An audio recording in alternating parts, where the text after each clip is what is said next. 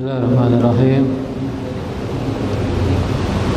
Innal hamdalillah nahmaduhu wa nasta'inuhu wa nastaghfiruh wa na'udzu billahi min shururi anfusina wa min sayyiati a'malina. May yahdihillahu fala mudilla lahu wa may yudlil fala hadiya lahu.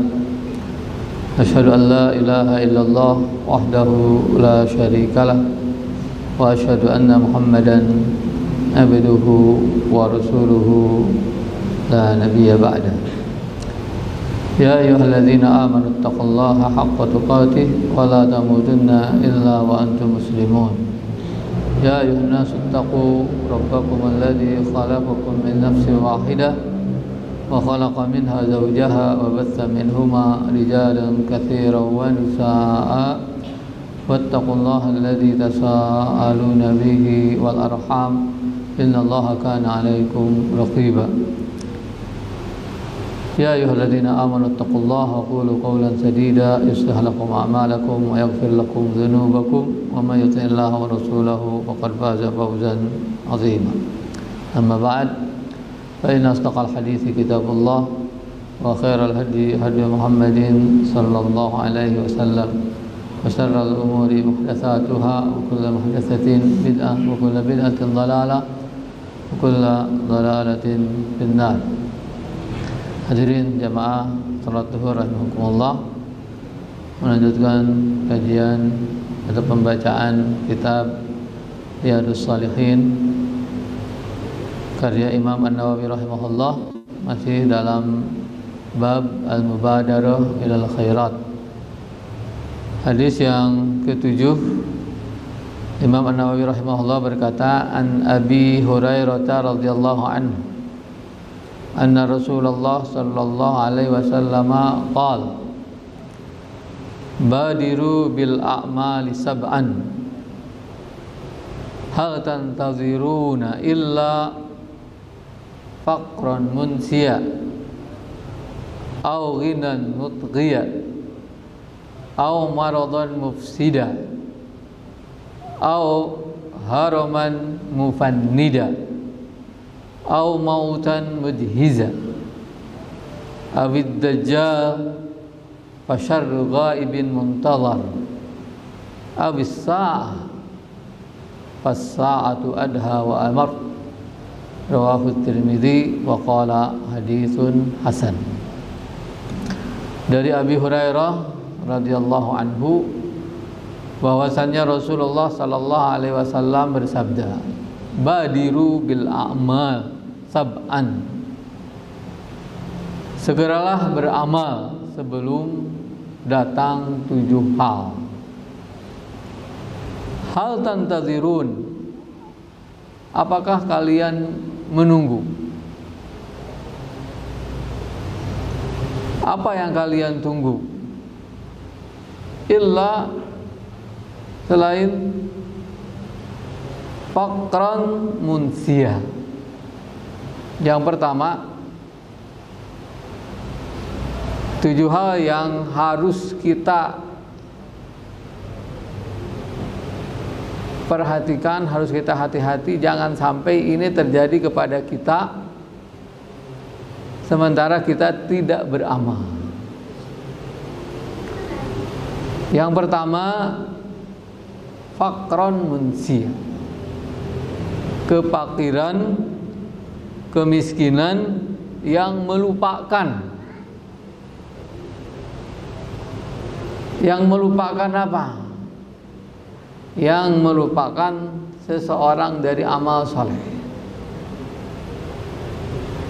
Banyak orang yang karena kemiskinannya, karena kefakirannya sibuk. Sibuk apa? Sibuk mencari apa-apa yang bisa memenuhi kebutuhannya, mencari harta, mencari sesuap nasi, mencari seteguk air, mencari seisi dompet, mencari seliter minyak. Ya. Kemarin ketika minyak goreng mahal, kemudian ada penjualan atau operasi pasar atau operasi mall, operasi swalayan. Minyak dijual dengan harga murah, orang berlomba-lomba rebutan, banyak yang kejepit, ya. Jadi kefakiran itu ketika datang dan orangnya tidak punya dasar amal soleh, tidak punya iman yang kuat, tidak terbiasa dengan amal soleh, maka kefakiran itu akan semakin melupakannya dari Allah Subhanahu wa Ta'ala. Tapi kalau orang memiliki iman yang kuat dan terbiasa dengan amal soleh, maka kefakirannya itu tidak membuatnya lupa kepada Allah Subhanahu wa Ta'ala. Makanya dahului sebelum datang kefakiran, kita harus sudah punya bekal, yaitu apa? Iman dan amal soleh. Ya.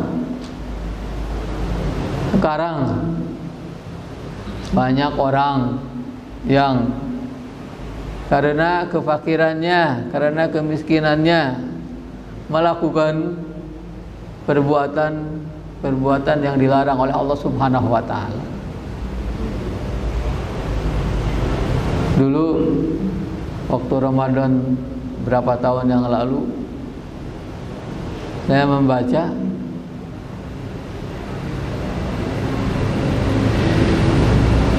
berita di sebuah surat kabar, seorang ibu di bulan Ramadan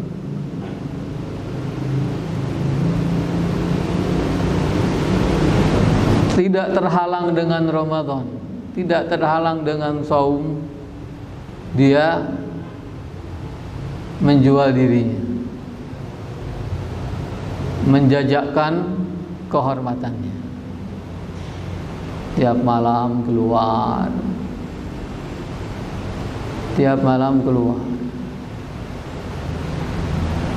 keluar dari rumah. Nyari apa? Si ibu itu keluar dari rumah nyari apa? Nyari laki-laki.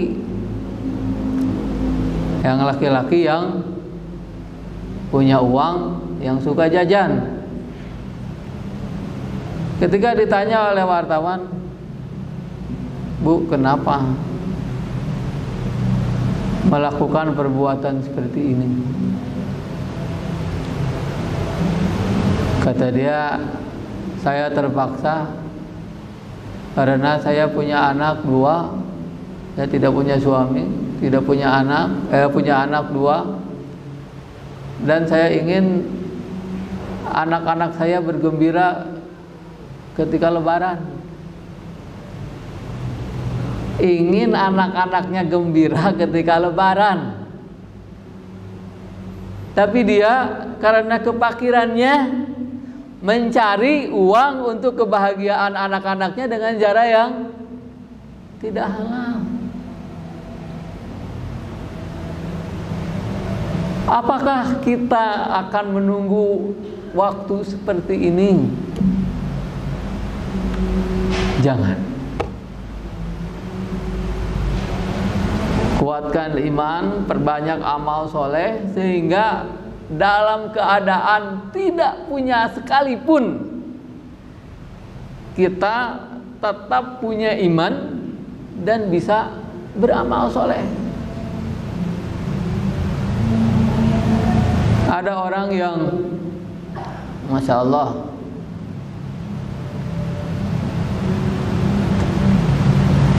dengan segala kefakirannya, dengan segala ketidakpunyaannya, kemiskinannya, tetap menjaga sholat berjamaah di masjid, tetap melaksanakan kewajiban-kewajibannya, bahkan melaksanakan amalan-amalan sunnah. Kenapa? Karena memang dia terbiasa dengan amal soleh ini sebelum dia menjadi fakir. Jadi hati-hati sebelum kefakiran datang, atau jangan sampai menanti kefakiran datang, kefakiran yang membuat lupa kepada Allah Subhanahu wa taala. Yang kedua, al-ghinan mutghiyah, atau sebaliknya. Kalau yang pertama tadi kefakiran, yang kedua kekayaan yang membuat orang melampaui batas.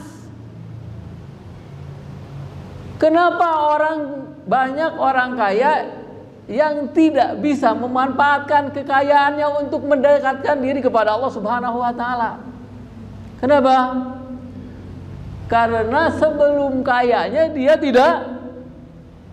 tidak beramal soleh, tidak memperbanyak amal soleh.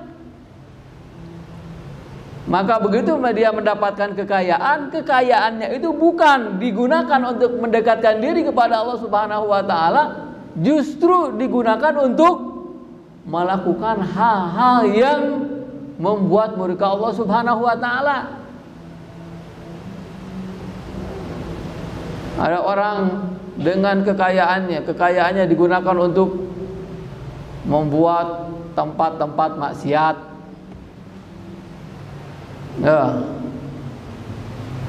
Orang kaya karena kekayaannya tanpa amal soleh yang dibekalinya, yang menjadi bekal hidupnya, dia menggunakan kekayaannya untuk berpesta pora, melakukan hal-hal yang dilarang oleh Allah Subhanahu wa taala. Tapi kalau orang yang terbiasa dengan amal soleh, ketika dia kaya sekalipun, dia tidak menggunakan kekayaannya untuk hal-hal yang dilarang oleh Allah Subhanahu wa taala. Justru dengan kekayaannya membuat dia semakin nyaman, semakin tenang, semakin dekat kepada Allah Subhanahu wa taala. Contoh misalnya, seorang dulunya pedagang, kemudian menjadi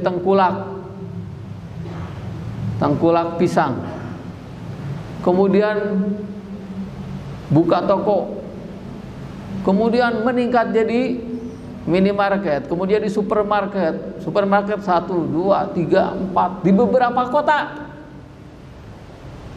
Tapi apa yang dia lakukan? Dia tidak pernah terlambat sholat berjamaah.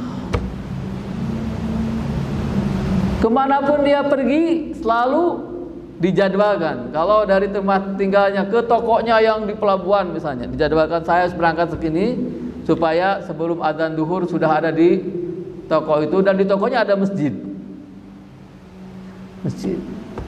Selalu diagendakan supaya apa? Kemanapun dia pergi, dia mau supervisi toko-tokonya. Tetap jadwal pertama adalah sholat berjamaah. Kalau seperti itu, kekayaan itu tidak membuat dia jauh dari Allah Subhanahu wa taala, justru membuat dia semakin dekat kepada Allah Subhanahu wa taala. Karena apa? Karena sebelum dia menjadi kaya, dia selalu beramal saleh, selalu melakukan apa-apa yang diperintahkan Allah Subhanahu wa taala, menjaga sholat berjamaah. Maka ketika kaya pun dia tetap sholat berjamaah. Itu yang kedua. Ya.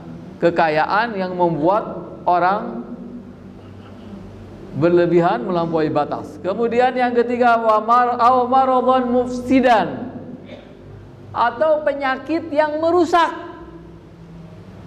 Penyakit yang merusak. Merusak apa? Penyakit itu merusak badan, ya, merusak kesehatan, merusak segala apa yang seharusnya dia bisa lakukan, kemudian dia tidak bisa lakukan. Orang yang ketika sehatnya tidak beramal soleh, tidak suka beramal soleh, maka ketika sakit apa? Semakin tidak bisa beramal soleh. Orang yang tidak biasa sholat berjamaah di masjid ketika sehat, maka ketika sakit semakin ada alasan. Sakit. Padahal ketika sehat pun tidak suka sholat berjamaah. Berbeda dengan orang yang terbiasa beramal soleh, terbiasa sholat berjamaah di masjid. Ketika sakit pun dia selalu ke masjid. Satu contoh yang masya Allah saya perhatikan, saya lihat ayahnya Ustaz Budan, karena stroke. Berapa tahun Ustaz Budan ada? Ustaz Budan berapa tahun kena stroke? Berapa tahun? Abang, berapa tahun kena stroke, tapi selalu ke masjid, pakai kursi roda atau digendong sama putra-putranya, pokoknya ke masjid berjamaah. Subhanallah, dalam keadaan yang uzur. Saya melihat itu memang nggak ke masjid juga nggak apa-apa, nggak sholat berjamaah juga nggak apa-apa, sudah seperti itu keadaannya. Tapi masya Allah, karena dia terbiasa sholat berjamaah di masjid, ketika sakit pun tidak merasa nyaman, tidak nyaman untuk sholat di rumah, harusnya ke masjid. Subuh, maghrib, bahkan isya yang malam, bahkan ketika hujan sekalipun digendong pakai payung. Wah, masya Allah. Padahal dia punya uzur, penyakit ini. Maka siap-siaplah sebelum datang penyakit yang akan merusak badan kita, yang membuat kita lemah dan tidak bisa beribadah kepada Allah Subhanahu wa taala. Ketika kita sehat, gunakan untuk beramal soleh, agar kalau kita sakit, seandainya memang tidak bisa, Allah Subhanahu wa taala sudah mencatat kebaikan yang dilakukan oleh orang yang sehat kemudian dia sakit. Akan tetapi kenikmatan yang dirasakan oleh orang ketika dia selalu beribadah kepada Allah Subhanahu wa taala, maka ketika sakit pun tidak ada yang membuatnya nikmat selain beribadah kepada Allah Subhanahu wa taala. Kemudian yang keempat, haraman mufannida, atau masa tua yang menyulitkan, membuat pikun, membuat tidak sadar. Kalau orang sudah umurnya 100 tahun atau lebih, bahkan ada juga yang belum nyampe 100 tahun tapi sudah pikun, ingatan sudah tidak kuat, bicara sering salah, penglihatan juga sudah kabur, pendengaran juga sudah tidak jelas. Nih, kalau orang sudah seperti ini, ketika dia mudanya tidak biasa beramal soleh, maka ketika tua apalagi. Lain dengan orang yang selalu beramal soleh, orang yang selalu beribadah kepada Allah Subhanahu wa Ta'ala. Beberapa waktu yang lalu saya berkunjung ke sebuah masjid. Ada kakek-kakek yang sudah tidak bisa mendengar, sudah tua, umurnya di atas 100 tahun. Tapi kata anaknya, dia tidak pernah terlambat sholat berjamaah. Masya Allah. Sudah tua, sudah tidak bisa mendengar, mata juga sudah tidak jelas, tapi jalan ke masjid jelas. Karena apa tuh? Karena ketika mudanya selalu beramal soleh, selalu datang ke masjid. Kemudian yang kelima, au mautan mudhiza, atau kematian yang datang mendadak. Ya, kita jangan merasa aman, umur kita baru 30 tahun, baru 20 tahun, wah masih lama harapan hidup. Ya, ada yang 40 tahun, masih lama. Jangan mengatakan masih lama. Banyak sekali kematian yang datang tiba-tiba. Kalau kita tidak bersiap-siap dengan amal soleh kita, begitu kita didatangi malakul maut dan mencabut nyawa kita, apa yang terjadi? Ya. Kemudian yang keenam, awid dajjal fasyarru ghaibin muntazar.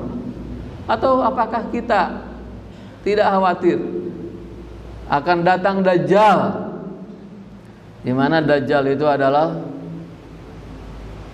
seseorang yang paling buruk yang ditunggu. Ya, dajjal itu ditunggu kedatangannya karena sudah disebutkan dalam Al-Quran, dalam Sunnah. Apakah kita tidak bersegera beramal soleh sampai tiba-tiba dajjal datang? Kemudian yang ketujuh, awis sa'ah. Yang ketujuh, hari kiamat. Ya, hari kiamat di mana fas-sa'atu adha wa amar. Hari kiamat itu lebih mengerikan dan lebih pahit. Lebih mengerikan, lebih pahit, di mana di saat itu semua orang merasakan penyesalan. Kalau orang beramal soleh sebelum datang hari kiamat, dia menyesal. Menyesal karena apa? Karena amalnya kurang banyak. Bagaimana dengan orang yang selama hidupnya tidak beramal soleh, imannya tidak ada? Maka ketika kiamat itu datang, dia akan merasakan kepedihan yang sangat, kepahitan yang tidak bisa atau tidak ada bandingannya. Mudah-mudahan Allah Subhanahu wa Ta'ala memberikan kekuatan kepada kita untuk selalu beramal soleh sebelum datangnya 7 hal ini. Yang pertama apa, Lin?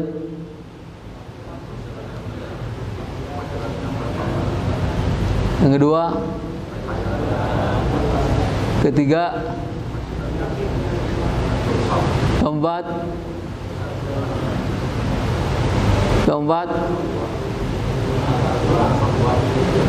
kelima,